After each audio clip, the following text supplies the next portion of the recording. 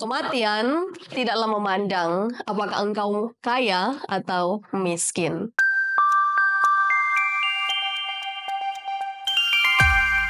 Saudara-saudaraku, mari di hari ini kita akan merenungkan firman Tuhan, dan sebelumnya mari kita berdoa.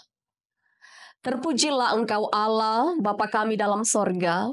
Di saat ini Tuhan, kami datang kepadamu, memuji dan memuliakan Engkau. Saat ini kami akan membaca dan merenungkan firman Tuhan. Berkati kami dengan kuasa Roh Kudus-Mu. Kami memahami dengan baik maksud Tuhan lewat pemberitaan firman di saat ini. Dalam nama Yesus kami berdoa. Amin. Saudara-saudara yang diberkati oleh Tuhan, mari kita akan membaca dan merenungkan firman Tuhan dalam Injil Lukas pasalnya yang ke-16 ayat 22 sampai 23. Saya akan membacakannya. Kemudian matilah orang miskin itu, lalu dibawa oleh malaikat-malaikat ke pangkuan Abraham. Orang kaya itu juga mati lalu dikubur. Dan sementara ia menderita sengsara di alam maut, ia memandang ke atas, dan dari jauh dilihatnya Abraham dan Lazarus duduk di pangkuannya. Saudara-saudaraku, kematian memang tidak memandang bulu. Ia tidak melihat apakah engkau kaya ataukah miskin, bahkan tua maupun muda. Kematian bisa datang kepada siapa saja tanpa kita ketahui waktunya. Seperti yang diceritakan di dalam Injil Lukas pasal 16 yang kita baca khusus di hari ini ayat 22 dan ayatnya yang ke-23. Bagaimana ketika orang miskin itu, yaitu Lazarus, selama hidup ia menderita. Bahkan diceritakan bagaimana seluruh tubuhnya mengalami borok, luka atau bisul. Ia begitu miskin sehingga untuk makan pun ia hanya mengharapkan makanan yang jatuh dari meja orang kaya itu. Sehingga diceritakan matilah orang miskin itu. Dia dibawa oleh malaikat-malaikat Tuhan ke pangkuan Abraham. Sesudah itu matilah juga orang kaya itu. Dan orang kaya itu ditempatkan di alam maut yang penuh dengan penderitaan.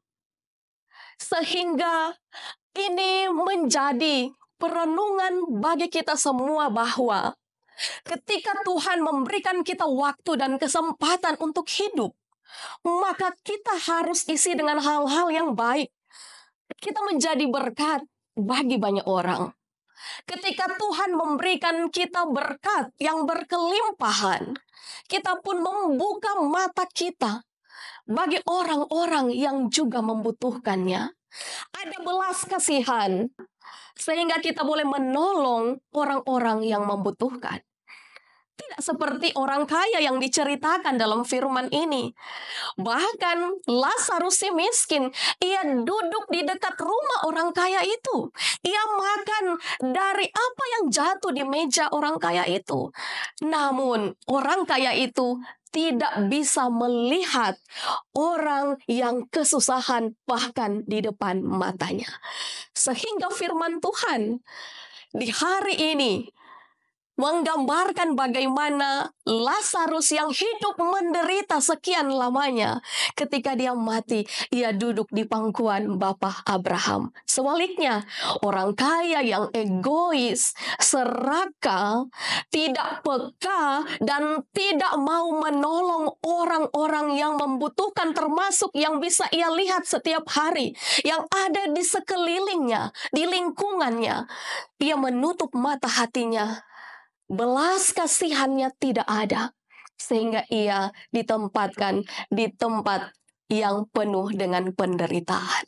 Mari kita semua yang mendengarkan firman ini Apapun berkat yang Tuhan berikan kepada kita, mari kita pergunakan untuk boleh menjadi berkat bagi banyak orang.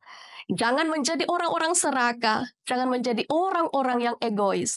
Tetapi selama hidup, selama masih diberi kesempatan, kita isi dengan hal-hal yang berkenan kepada Tuhan. Tuhan Yesus memberkati. Amin. Saudara-saudaraku, mari kita berdoa. Terima kasih ya Tuhan Allah, Engkau memperdengarkan kami kembali firman Tuhan. Biarlah kami bukan hanya menjadi pendengar firman saja, tapi kami lakukan itu dalam kehidupan kami. Dalam nama Yesus, kami berdoa. Amin.